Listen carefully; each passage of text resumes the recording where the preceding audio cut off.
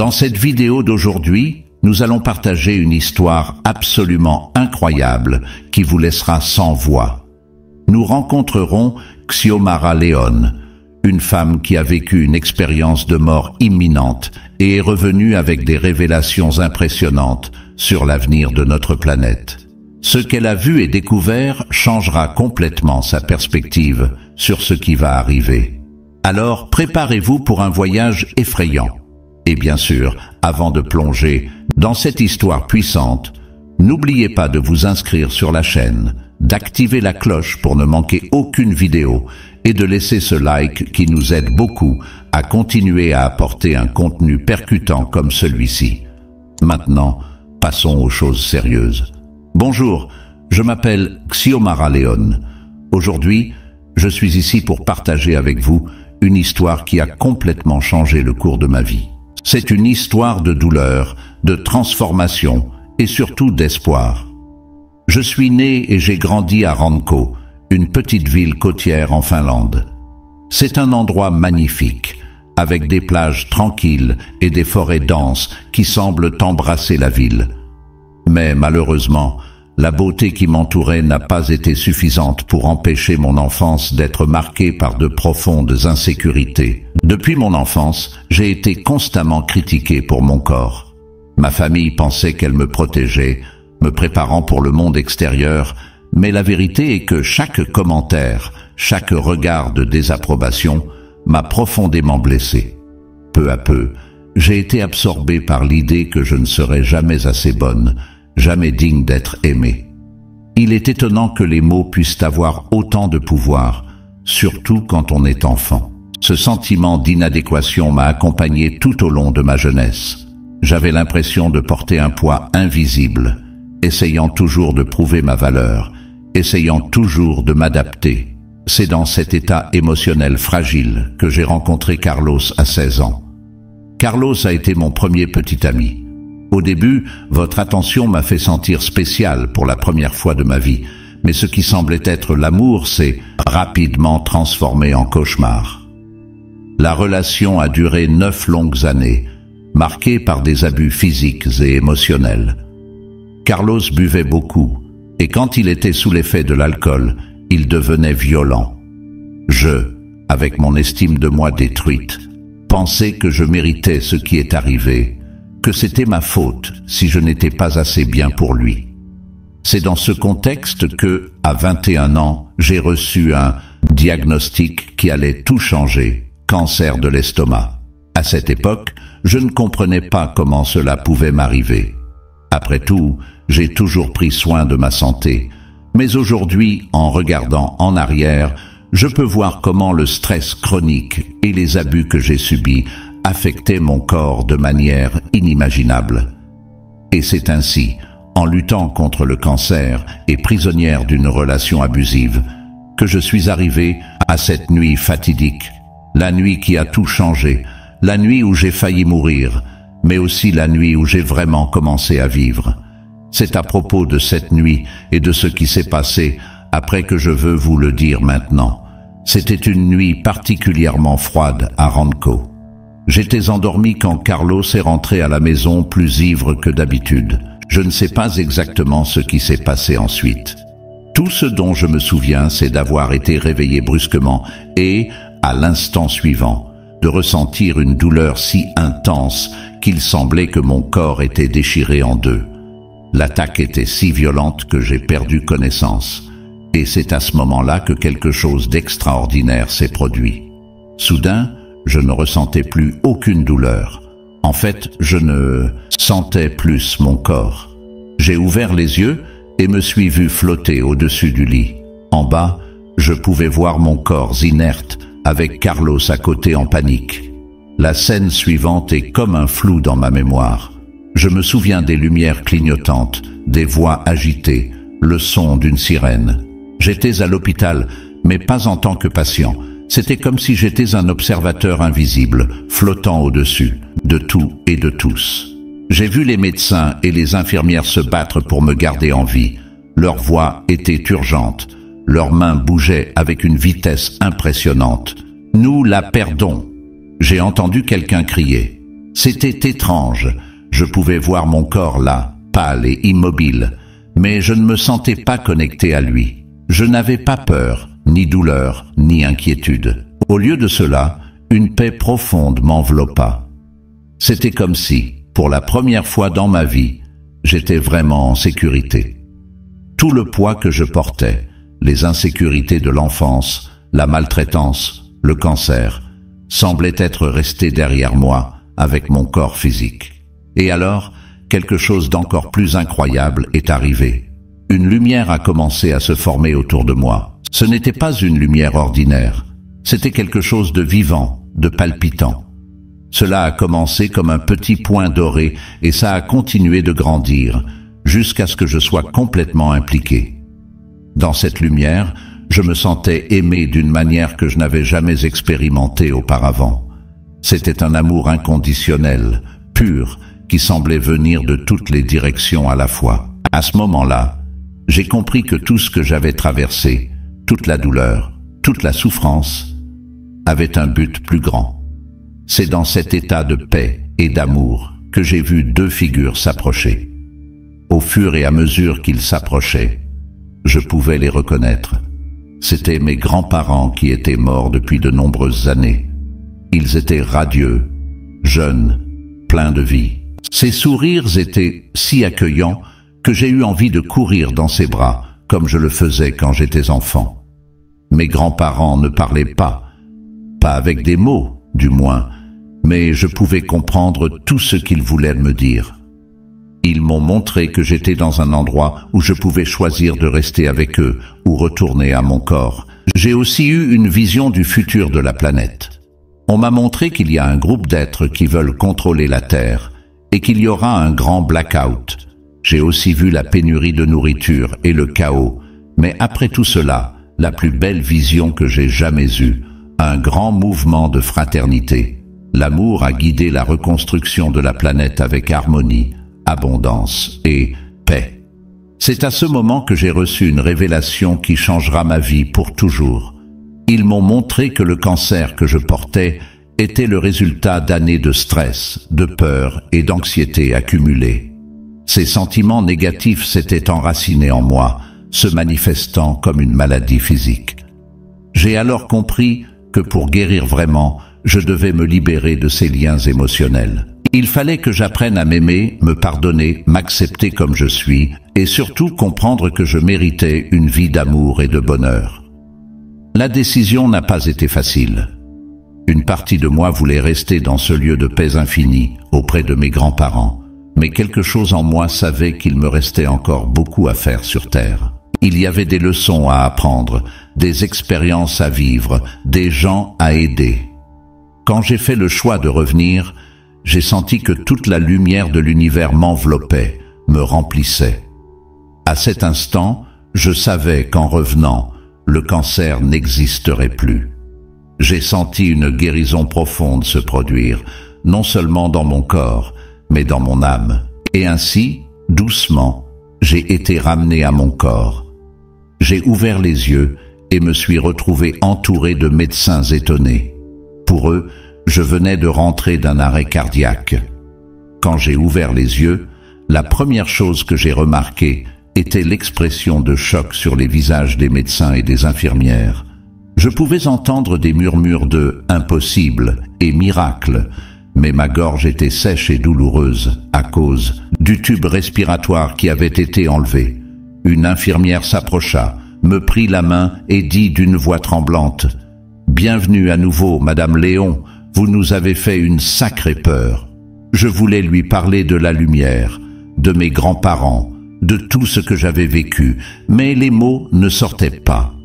Les jours suivants, j'ai subi une série d'examens. Les médecins étaient perplexes. Non seulement j'avais survécu à une attaque brutale et à un arrêt cardiaque, mais il n'y avait plus aucun signe du cancer de l'estomac qui m'affligeait depuis des mois. Je me souviens de l'oncologue entrant dans ma chambre, tenant mes examens avec ses mains tremblantes. « Lady Léon, dit-il, je ne sais pas comment l'expliquer, mais son cancer a simplement disparu. Il n'y a aucune trace de lui dans son corps. » Je souriais, car je savais exactement ce qui était arrivé. Pendant mon expérience de mort imminente, j'ai été guéri non seulement physiquement, mais aussi spirituellement. Les ténèbres qui habitaient en moi, nourrissant le cancer, avaient été dissipées par la lumière que j'ai expérimentée de l'autre côté. Mais le remède allait au-delà du cancer. Pour la première fois depuis des années, je me sentais légère, comme si un poids énorme avait été enlevé de mes épaules. Les insécurités qui me hantaient depuis mon enfance, la peur constante, le sentiment de ne pas être digne d'amour, tout cela s'était dissipé. Au fur et à mesure que je me rétablissais physiquement, ce sentiment de paix et de légèreté ne faisait qu'augmenter. C'était comme si je voyais le monde avec de nouveaux yeux. Les couleurs semblaient de plus vives, les sons plus nets. Je pouvais ressentir une connexion profonde avec tout ce qui m'entourait, quelque chose que je n'avais jamais ressenti auparavant. Les médecins, bien sûr, cherchaient des explications scientifiques pour ce qui m'était arrivé. Ils parlaient de rémission spontanée, d'erreurs de diagnostic antérieures. Mais je connaissais la vérité. Je savais que j'avais expérimenté quelque chose qui allait au-delà de la compréhension scientifique actuelle. Alors que j'étais encore à l'hôpital, j'ai pris une décision qui allait changer le cours de ma vie. Je quitterais Carlos. L'expérience de la mort m'a montré que je méritais mieux, que je méritais amour et respect. Quand il est venu me voir, nerveux et plein de remords, je l'ai regardé dans les yeux et j'ai dit « C'est fini, Carlos. Je te pardonne, mais notre relation s'arrête ici. » C'était un moment de libération. Les mots sortaient de ma bouche avec une force et une conviction que je n'avais jamais ressentie auparavant. J'ai vu le choc sur son visage, mais pour la première fois, je ne me suis pas soucié de sa réaction. J'étais concentré sur moi-même, ma guérison, mon avenir. Dans les semaines qui ont suivi, alors que je me remettais à l'hôpital, j'ai commencé à planifier ma nouvelle vie. Je savais que je ne pouvais pas retourner à la même routine d'avant, au même environnement qui m'avait rendu malade pendant si longtemps.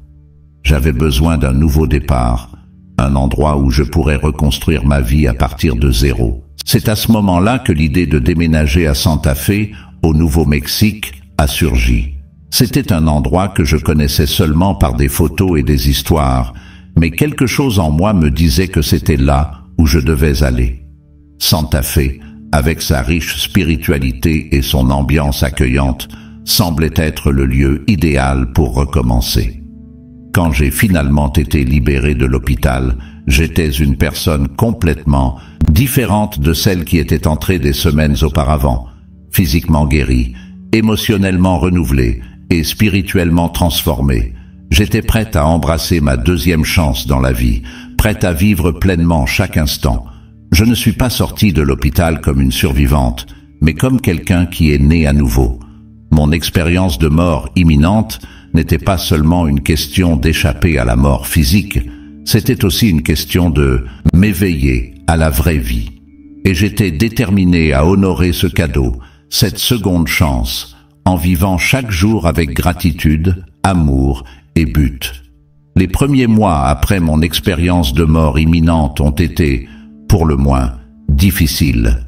J'étais euphorique, me sentant comme si j'étais toujours connecté à l'autre côté, mais en même temps, j'avais du mal à me réadapter à la vie quotidienne. J'ai vite réalisé que ma sensibilité s'était intensifiée d'une manière que je n'aurais jamais imaginé possible. C'était comme si tous mes sens étaient amplifiés. Les couleurs semblaient plus vives, les sons plus nets. Mais le plus impressionnant, et souvent accablant, était ma nouvelle sensibilité émotionnelle. Je pouvais ressentir les émotions des gens autour de moi, comme si elles étaient les miennes. Entrer dans un lieu bondé était une expérience intense et souvent épuisante. La joie, la tristesse, la colère, la peur, tout cela m'a atteint en vagues, me laissant parfois confus sur ce que mes émotions étaient vraiment. Je me souviens d'une fois où je suis allé au supermarché et j'ai dû courir, laissant mon chariot derrière moi. Les émotions de tous ces gens, le stress du caissier, l'irritation d'une mère, avec son enfant en pleurs, l'anxiété de quelqu'un qui comptait des pièces pour payer ses courses, tout cela m'a frappé à la fois, me rendant nauséeuse et désorientée. Le sommeil est aussi devenu un défi. Mes rêves étaient vifs, presque aussi réels que mes expériences. Parfois, je me réveillais au milieu de la nuit sans savoir si j'étais dans le monde physique ou sur un autre plan d'existence. De plus, je me sentais déconnecté de mon propre corps. Après avoir expérimenté la liberté d'exister sans les limitations physiques, revenir dans un corps qui saignait quand il était coupé, qui avait mal et qui était fatigué, c'était étrange et parfois frustrant. J'ai dû réapprendre des choses basiques, comme contrôler la force que je pouvais utiliser pour tenir des objets. Dans les premiers jours après mon départ de l'hôpital, j'ai cassé plusieurs verres et assiettes, parce que je ne pouvais pas juger correctement la pression nécessaire pour les tenir. Ma relation avec le temps a aussi radicalement changé. Parfois, les minutes semblaient s'étendre sur des heures. D'autres fois, les heures passaient en un clin d'œil. Cette distorsion dans la perception du temps rendait difficile le maintien d'une routine ou l'accomplissement des engagements. Mais le plus difficile était d'essayer d'expliquer mon expérience aux gens autour de moi. Quand je parlais de la lumière, de mes grands-parents, du sentiment de paix et d'amour inconditionnel que j'avais ressenti, je voyais dans les yeux des gens un mélange de fascination et d'incrédulité. Certains pensaient que j'étais confuse à cause du traumatisme. D'autres pensaient que j'étais devenue folle. Ma famille, en particulier, a eu du mal à accepter mon changement. Ils étaient heureux que j'ai survécu, bien sûr, mais ne savaient pas comment gérer cette nouvelle Xiomara qui parlait d'expériences spirituelles et montrait une sagesse qui semblait au-delà de mes années. Je me souviens d'une conversation particulièrement difficile avec ma mère. Elle me regarda avec des yeux pleins de larmes et dit « Xiomara, nous sommes heureux que tu sois bien, mais tu n'es plus la même. C'est comme si ma fille était morte cette nuit-là et que quelqu'un d'autre était revenu à sa place. Vos paroles m'ont blessé, mais je les comprenais. En fait, je n'étais plus la même. » Xiomara, qui était anxieuse et craintive, était restée derrière. À sa place, il y avait une femme qui avait vécu quelque chose au-delà de ce monde, qui avait été touchée par un amour inconditionnel qui a complètement transformé sa perspective de la vie. C'est à cette période que j'ai commencé à apprendre à contrôler ma nouvelle sensibilité. J'ai découvert que la méditation m'aidait à créer un bouclier énergétique, me protégeant des émotions des autres quand c'était nécessaire. J'ai appris à me connecter avec la Terre quand je me sentais très éthéré. Petit à petit, je trouvais un équilibre. J'ai appris à naviguer entre le monde spirituel qu'il avait expérimenté et le monde physique auquel il était retourné. Voir ma sensibilité augmenter non pas comme un fardeau, mais comme un don qui me permettait de comprendre et d'aider les autres d'une manière unique. Cette période d'ajustement, bien que difficile, a été cruciale pour mon voyage. Ce fut au cours de ces mois que j'ai pris la décision de déménager à Santa Fe et de commencer une nouvelle vie. Je savais que j'avais besoin d'un environnement qui embrasse ma nouvelle réalité, un endroit où je pouvais explorer ma spiritualité sans jugement. Alors que je me préparais pour ce grand changement, j'ai ressenti un mélange d'excitation et de crainte. Je laissais derrière moi tout ce que je connaissais, ma ville natale, ma famille, mes amis. Mais au fond de mon cœur, je savais que c'était la bonne voie à suivre. En y repensant, je constate que ces défis initiaux ont été essentiels à ma croissance.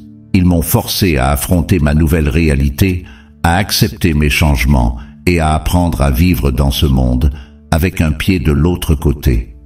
Chaque obstacle surmonté me rendait plus forte, plus sûre de moi-même et de mon but. Et ainsi, avec une valise pleine de vêtements et un cœur plein d'espoir, je me suis embarqué dans un avion pour Santa Fe, prêt à commencer le prochain chapitre de ma vie.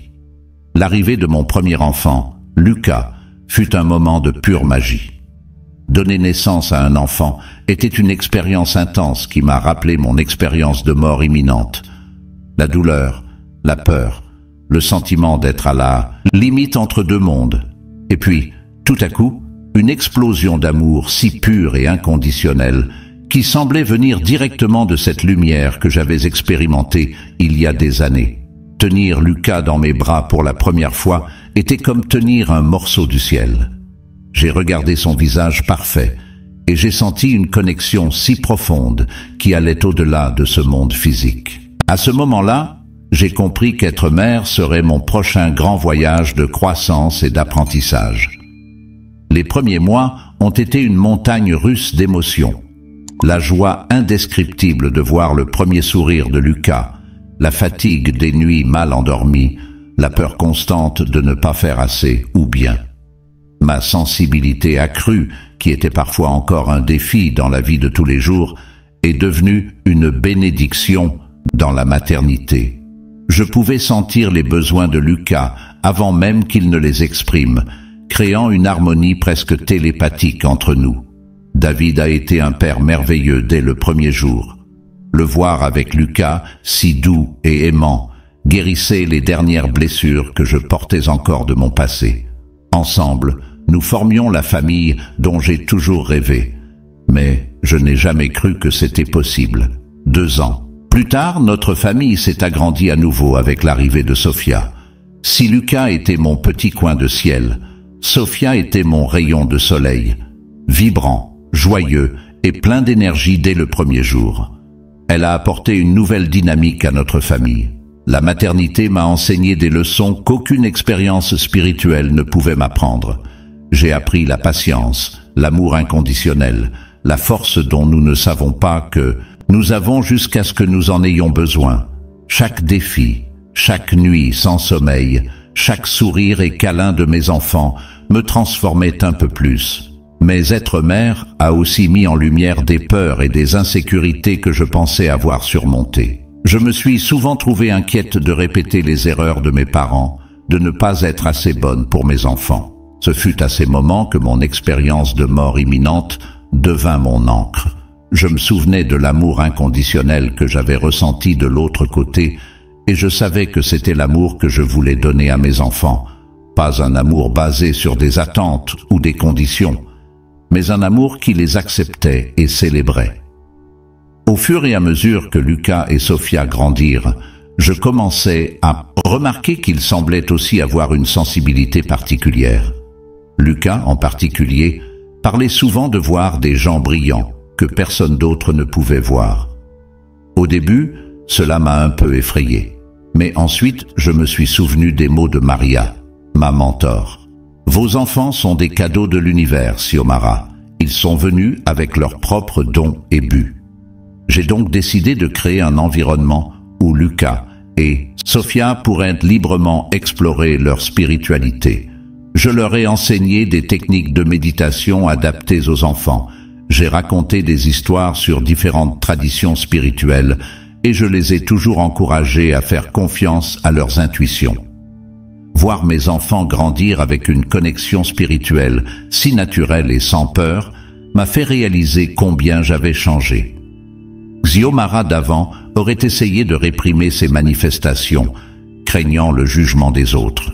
Mais maintenant, je célébrais chaque découverte spirituelle comme un cadeau précieux. La maternité m'a aussi amené à développer mon travail de guérison. J'ai commencé à offrir des ateliers aux mères, leur enseignant des techniques de connexion énergétique avec leurs enfants et d'auto-soins spirituels.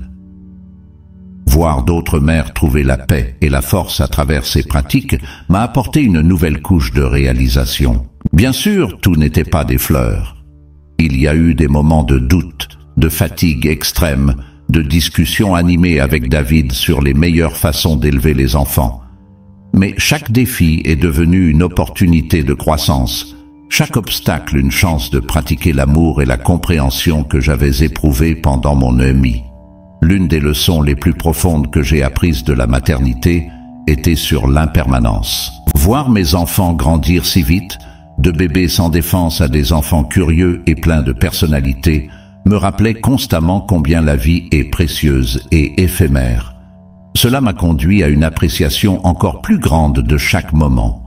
Je tentais d'être totalement présent, que ce soit un après-midi paresseux au parc, une séance de peinture avec les doigts dans la cuisine, ou même des nuits où j'avais besoin de réconforter un enfant malade. Chaque moment, je l'ai compris, était sacré à sa manière. Au fur et à mesure que Lucas et Sophia grandirent, notre maison devint un refuge, non seulement pour notre famille, mais aussi pour nos amis, voisins et même des étrangers qui étaient attirés par notre foyer. Les gens disaient qu'ils se sentaient en paix quand ils entraient dans notre maison, qu'il y avait quelque chose de spécial dans l'air. Je savais que c'était le résultat de l'amour et de la spiritualité que nous cultivions là-bas. Au fil des années, j'ai vu ma famille s'épanouir d'une manière que je n'aurais jamais pu imaginer.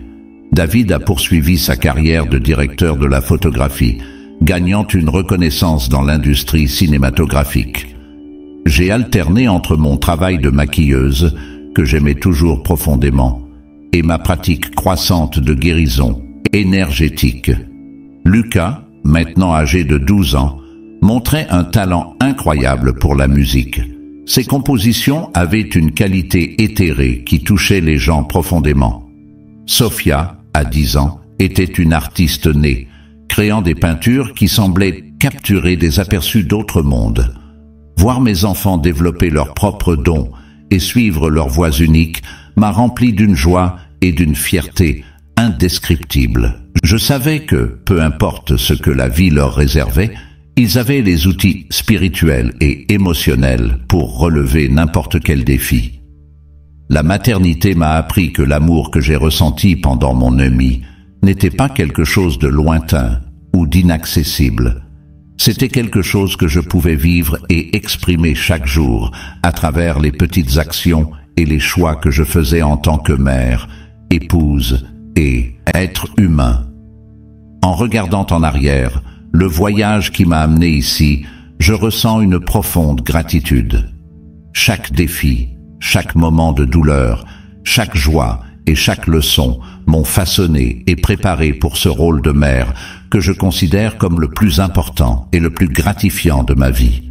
Et tandis que je regarde vers l'avenir, les années à venir, avec mes enfants grandissant et suivant leur propre chemin, je ressens un mélange d'attente et de sérénité. Je sais que la vie apportera plus de défis et plus de joie.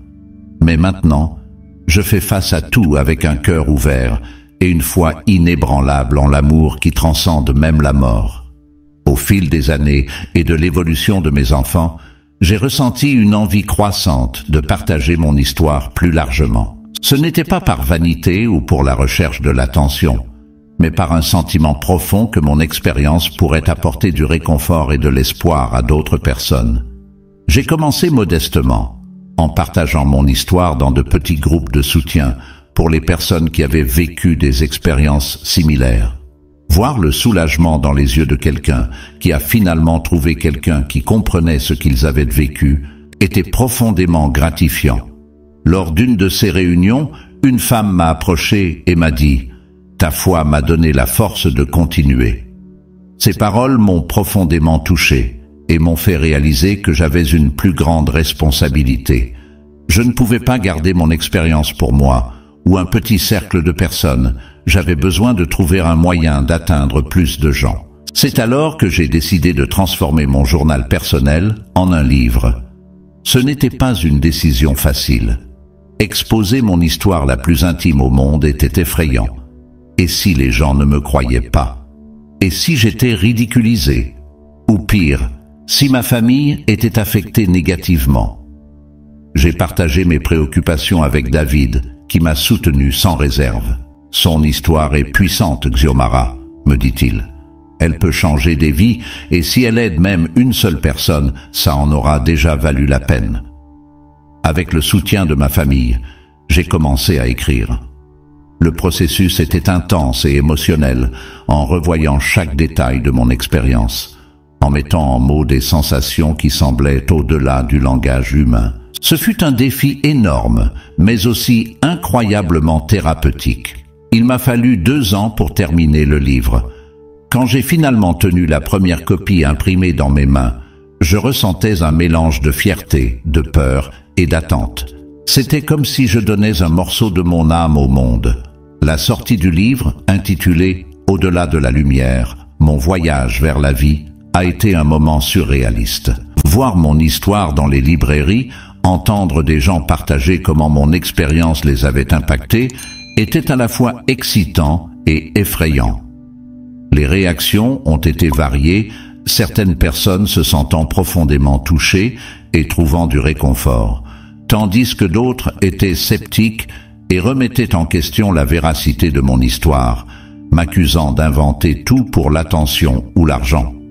Il était difficile de faire face aux critiques au début, mais je me suis souvenu de ce que j'avais appris pendant mon expérience de mort imminente. L'amour inconditionnel ne dépend pas de l'approbation des autres. Je suis resté fidèle à ma vérité, répondant aux critiques avec compréhension et compassion. Le livre a fini par gagner plus d'attention que ce que j'avais prévu.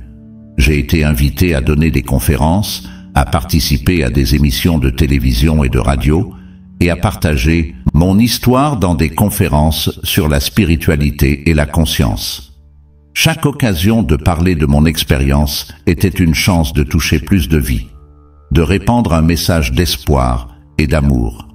L'une des expériences les plus marquantes a été d'être invité à parler dans un hôpital à une équipe de médecins et d'infirmières qui s'occupaient quotidiennement de patients en phase terminale. Partager mon histoire avec eux, voir comment cela affectait leur façon de regarder la mort et de prendre soin de leurs patients était profondément gratifiant. Mais tout n'était pas des fleurs. L'exposition publique a apporté des défis que je n'avais pas anticipés. Il y a eu des moments où la pression semblait trop forte, où je me demandais si j'avais pris la bonne décision en partageant mon histoire aussi ouvertement. Ce fut au cours d'un de ces moments de doute que je reçois une lettre qui a tout changé. C'était celle d'une jeune femme qui avait tenté de se suicider et avait survécu. Elle a écrit que mon livre l'avait rencontrée au moment le plus sombre de sa vie et qu'à travers mon histoire, elle avait trouvé une raison de continuer à vivre. Lire cette lettre m'a fait pleurer pendant des heures. J'ai réalisé que peu importe le nombre de critiques ou de défis auxquels je faisais face, si mon histoire pouvait sauver même une seule vie, tout valait la peine. Au fil des années, et comme je partageais mon histoire, je me suis trouvé de plus en plus en train de réfléchir sur le sens de la vie et de la mort. Mon expérience de mort imminente avait complètement enlevé la peur de la mort, mais en même temps, elle avait intensifié ma reconnaissance pour la vie. Je me souviens d'un jour, assise dans mon jardin, observant un colibri. Sa vie est si courte comparée à la nôtre, pensais-je, et pourtant, combien elle semble vibrante, pleine de sens. J'ai réalisé que la durée de la vie n'est pas aussi importante que l'intensité avec laquelle nous la vivons. Cette réflexion m'a conduit à une compréhension plus profonde de ce qui compte vraiment. Ce ne sont pas les possessions matérielles, ni le statut social, ni même les réalisations que nous emportons avec nous à la fin. C'est l'amour que nous partageons, les vies que nous touchons, la différence que nous faisons dans le monde. J'ai commencé à voir la vie comme une école, un lieu où nous venons pour apprendre et grandir. Chaque défi, chaque relation, qu'elle soit bonne ou mauvaise, est une opportunité d'évolution. La mort, dans ce contexte, n'est pas une fin, mais une transition vers le prochain niveau d'existence.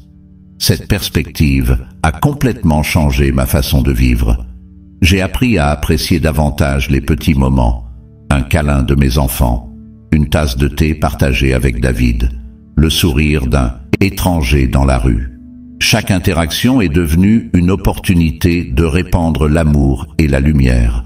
En même temps, je suis devenu plus conscient de l'impermanence de tout. Voir mes enfants grandir si vite, regarder les saisons changer, remarquer les petites rides qui commençaient à apparaître sur mon visage. Tout cela me rappelait constamment que notre passage ici est bref. Mais au lieu de me attrister, cette conscience de l'impermanence m'inspirait à vivre chaque instant pleinement. Cela me donnait envie de profiter de chaque seconde avec mes proches, d'exprimer mon amour et ma gratitude plus souvent, de pardonner plus facilement. L'une des leçons les plus profondes que j'ai apprises était celle du pardon.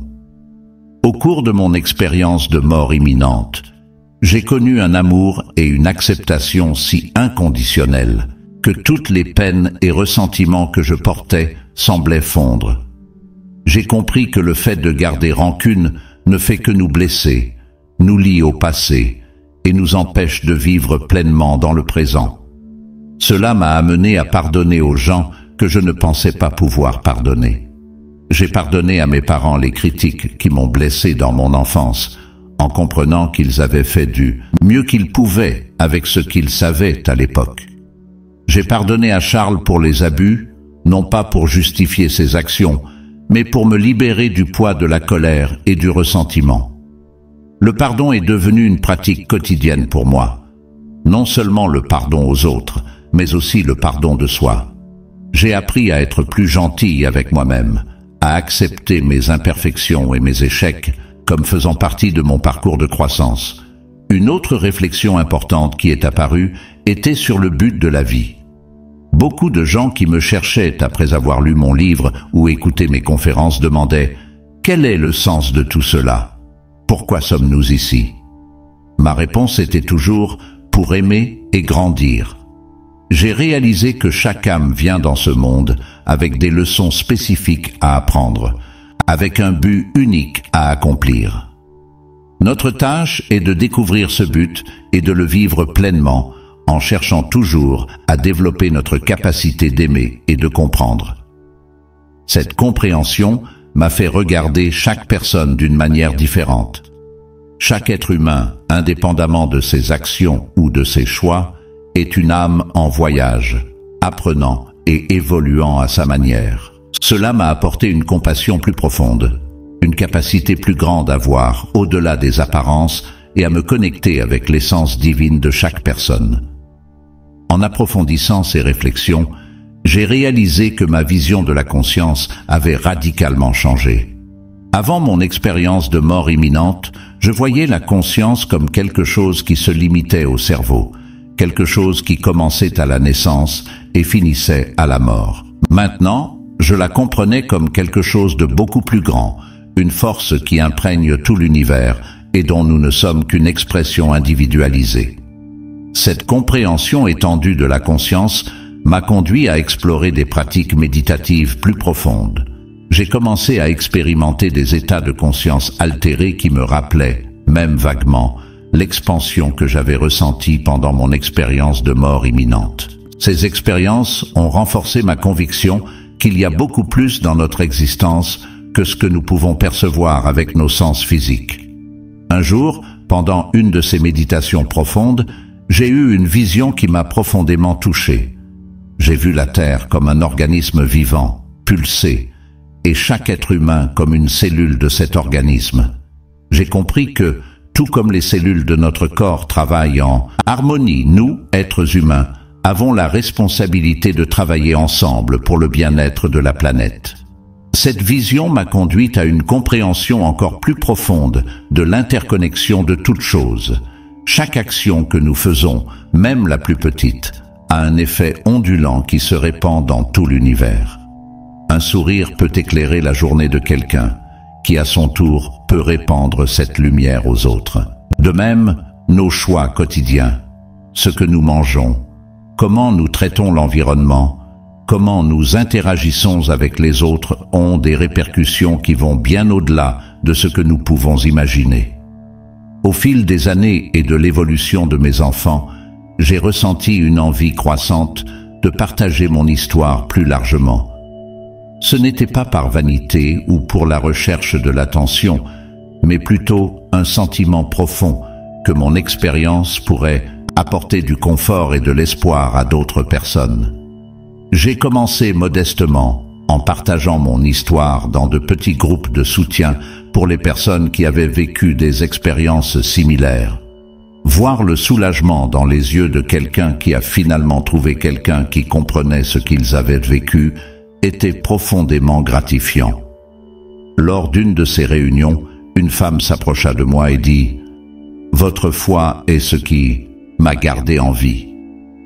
Ces paroles m'ont profondément touché et m'ont fait réaliser que j'avais une plus grande responsabilité. Je ne pouvais pas garder mon expérience pour moi ou un petit cercle de personnes. J'avais besoin de trouver un moyen d'atteindre plus de gens. C'est alors que j'ai décidé de transformer mon journal personnel en un livre. Ce n'était pas une décision facile. Exposer mon histoire la plus intime au monde était effrayant. Et si les gens ne me croyaient pas? Et si j'étais ridiculisé? Ou pire, que se passe-t-il si ma famille est affectée négativement? J'ai partagé mes inquiétudes avec David, qui m'a soutenu sans réserve. « Votre histoire est puissante, Xiomara, me dit-il.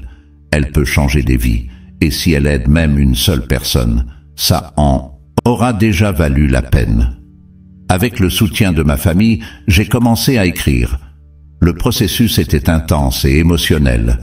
Revivre chaque détail de mon expérience, mettre en mots des sensations qui semblaient au-delà du langage humain, était un défi énorme, mais aussi incroyablement thérapeutique. Il m'a fallu 2 ans pour terminer le livre. Quand j'ai enfin tenu la première copie imprimée dans mes mains, j'ai ressenti un mélange de fierté, de peur et d'attente. C'était comme si je donnais un morceau de mon âme au monde. La sortie du livre, intitulé « Au-delà de la lumière, mon voyage vers la vie », était un moment surréaliste. Voir mon histoire dans les librairies, entendre des gens raconter comment mon expérience les a touchés, était à la fois excitant et effrayant. Les réactions ont été variées. Certains ont été inspirés et ont trouvé du réconfort, tandis que d'autres étaient sceptiques, se posant des questions sur la véracité de mon histoire, disant que j'aurais pu tout inventer pour l'attention ou l'argent. Les critiques étaient difficiles à gérer au début, mais je me suis souvenu de ce que j'avais appris pendant mon EMI.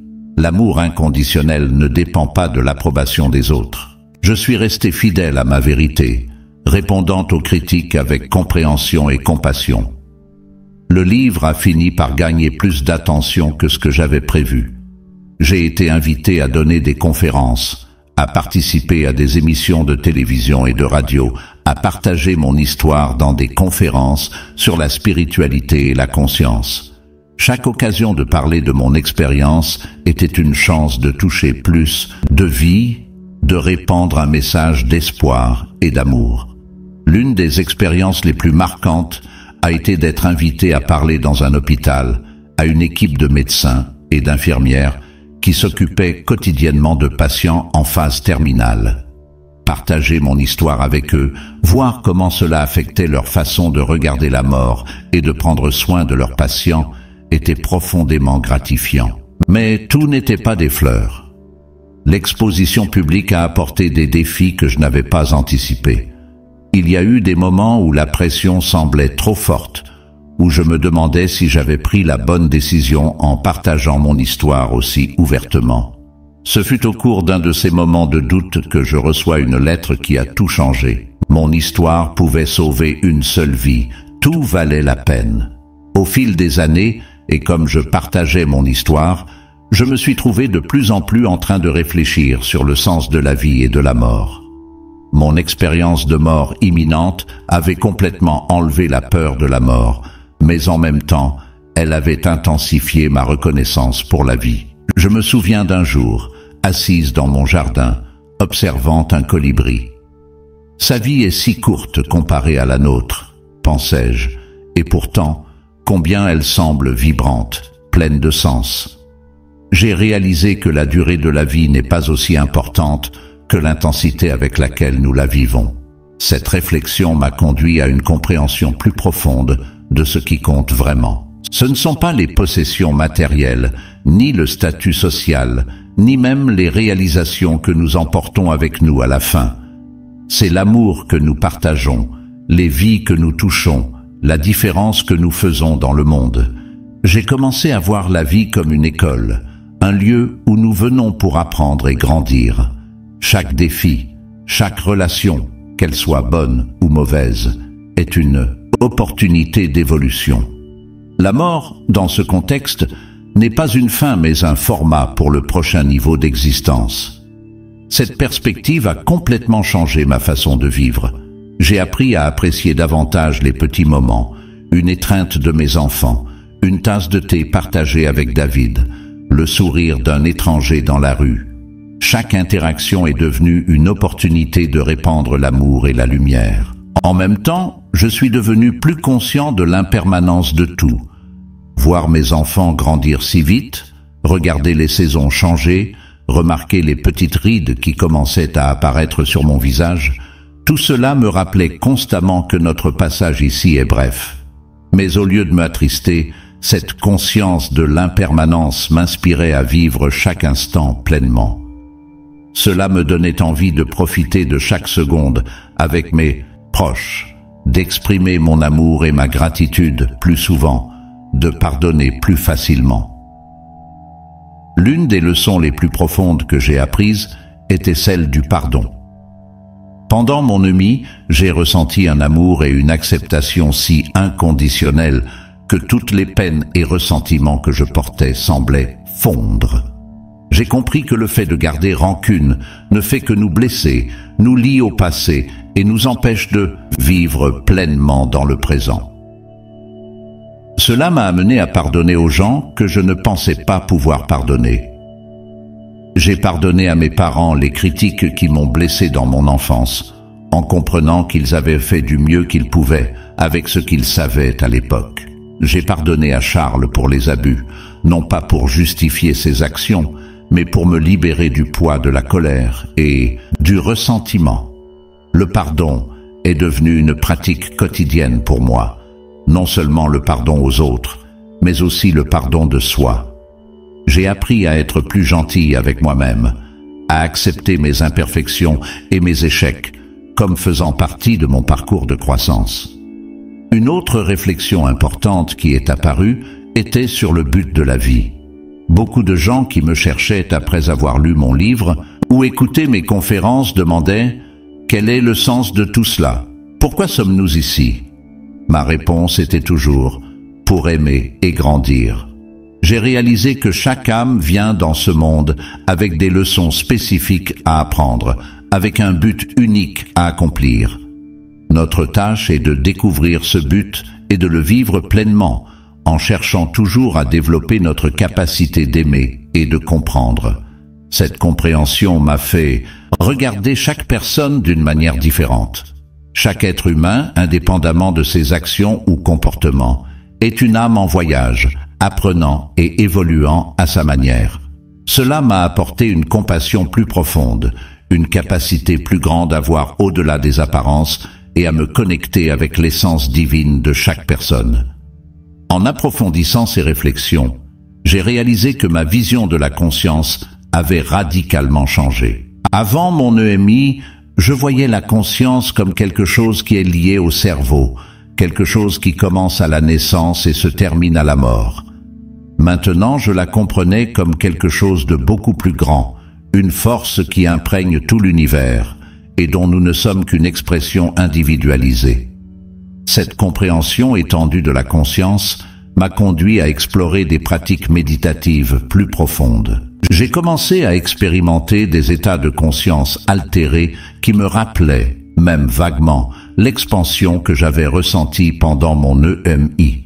Ces expériences ont renforcé ma conviction qu'il y a beaucoup plus dans notre existence que ce que nous pouvons percevoir avec nos sens physiques.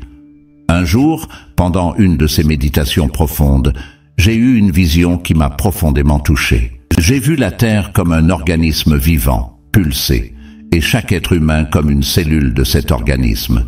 J'ai compris que, tout comme les cellules de notre corps travaillent en harmonie, nous, êtres humains, avons la responsabilité de travailler ensemble pour le bien-être de la planète. Cette compréhension de l'interconnexion m'a conduit à adopter un mode de vie plus conscient et durable. J'ai commencé à prêter plus d'attention à mes choix de consommation, cherchant des options qui seraient plus bénéfiques pour la planète. J'ai commencé à apprécier davantage les relations humaines, en comprenant que chaque interaction est une opportunité de créer des ondes positives dans le tissu de la réalité. Une des visions qui m'a été montrée et qui m'accompagne encore est celle d'un grand blackout global. J'ai vu une période de chaos et d'obscurité causée par la coupure de l'approvisionnement en énergie et la pénurie des ressources de base, avec des communautés qui se fragmentent et un monde au bord de l'effondrement. Mais ce qui me donne de l'espoir, c'est que j'ai aussi vu ce qui vient après.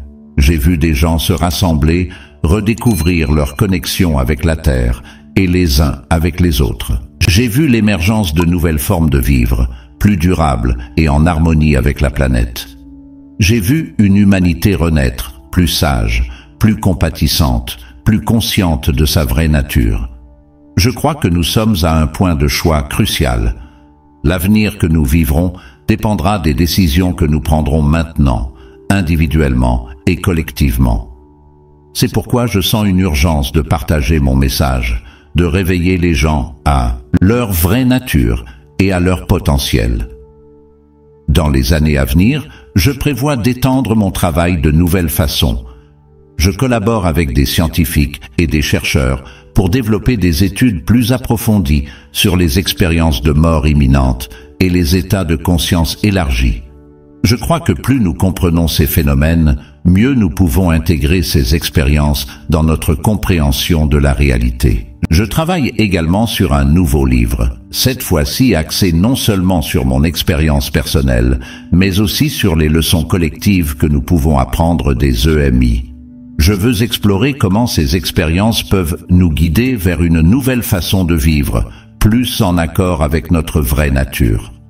En outre, je développe des programmes de formation pour les professionnels de la santé, les éducateurs et les chefs d'entreprise, leur apprenant à intégrer les principes que j'ai appris dans leurs domaines respectifs. Je crois qu'en influençant ces domaines clés de la société, nous pouvons créer une vague de changements positifs. L'un de mes plus grands espoirs pour le futur est de voir plus de gens se réveiller à leur propre lumière intérieure. Je crois que chacun de nous a le potentiel d'éprouver le genre d'amour inconditionnel et de connexion universelle que j'ai ressenti pendant mon EMI. Nous n'avons pas besoin de passer par une expérience de mort imminente pour accéder à cette sagesse. Elle est en chacun de nous, attendant d'être découverte. J'imagine un avenir où plus de gens vivent à partir de cet endroit d'amour et de connexion. Un avenir où nos décisions personnelles, professionnelles et politiques sont guidées par la peur ou la cupidité.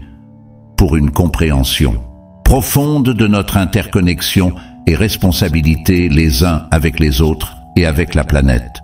Bien sûr, je sais que cet avenir ne viendra pas du jour au lendemain. Il y aura des obstacles, des revers, des moments de doute et de désespoir. La transformation est rarement un processus lisse et linéaire. Mais chaque pas dans la bonne direction, aussi petit soit-il, nous rapproche de cet avenir meilleur. Et c'est là que je vois mon rôle, et le rôle de chacun de nous. Nous sommes tous des agents de ce changement. Chaque acte de bonté, chaque choix conscient, chaque moment de connexion authentique est une graine plantée pour cet avenir meilleur. Quand je regarde mes enfants, maintenant de jeunes adultes qui suivent leur propre chemin, je ressens un mélange de fierté et d'attente. Ils ont grandi avec une compréhension du monde que je n'ai eue qu'après mon EMI. Je vois en eux, et chez beaucoup de jeunes de leur génération, une sagesse et une conscience qui me donnent un grand espoir pour l'avenir. En vieillissant, je sens une paix croissante à l'égard de ma propre mortalité. Je sais que lorsque le moment sera venu pour moi de faire ma transition finale, je serai prête. Il n'y a pas de peur, juste une curiosité sereine sur ce qui va suivre. Mais jusque-là, je suis déterminé à vivre chaque jour pleinement, à continuer d'apprendre, de grandir et de partager. Parce que si mon expérience de mort imminente m'a appris quelque chose, c'est que chaque moment est précieux. Chaque interaction est une opportunité pour répandre la lumière et l'amour. Et ainsi, je regarde l'avenir avec un mélange de réalisme et d'espoir. Je sais qu'il y a des défis à relever, certains que nous ne pouvons peut-être pas encore imaginer. Mais je sais aussi qu'à l'intérieur de chacun de nous, il y a un potentiel illimité d'amour, de créativité et de résilience. Mon espoir pour l'avenir est que de plus en plus de gens se réveillent à cette vérité, que nous trouvons des moyens de vivre en meilleure harmonie les uns avec les autres et avec la planète, que nous apprenions à équilibrer notre développement technologique avec notre évolution spirituelle. L'autre jour, j'ai fait un rêve, et j'ai vu que le 10 septembre sera fondamental dans ce processus de transformation. Au fil des années, ces réflexions sur la vie et la mort sont devenues le centre de mon travail et de mon existence. Ce ne sont plus des idées abstraites, mais des principes vivants qui guident chaque aspect de ma vie. Et alors que je m'approchais de mes 100 ans, j'éprouvais une profonde gratitude pour chaque expérience, chaque leçon, chaque moment qui m'a amené ici.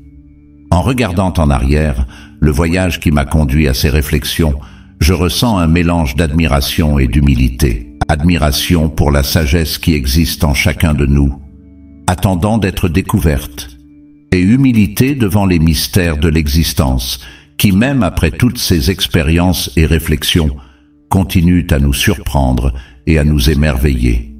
Et tandis que je regarde vers l'avenir, les années qui m'attendent encore, je ressens une excitation presque enfantine, parce que je sais que chaque jour apporte de nouvelles opportunités d'apprendre, d'aimer, de grandir. Chaque instant est une chance de plonger plus profondément dans les mystères de la vie et de la mort, d'élargir ma compréhension et de partager cette lumière avec le monde. Parce qu'à la fin, j'ai compris que c'est de cela qu'il s'agit dans la vie. Non pas d'accumuler des possessions ou des réalisations, mais d'élargir notre capacité d'aimer, de comprendre, de nous émerveiller du miracle de l'existence. Et la mort, loin d'être une fin, n'est qu'une transition, un nouveau chapitre dans ce voyage éternel de découverte et d'évolution. C'était celle d'une jeune femme qui avait tenté de se suicider et avait survécu. Elle a écrit que mon livre l'avait rencontrée au moment le plus sombre de sa vie et qu'à travers mon histoire, elle avait trouvé une raison de continuer à vivre. Lire cette lettre m'a fait pleurer pendant des heures. J'ai réalisé que peu importe le nombre de critiques ou de défis auxquels je faisais face, si,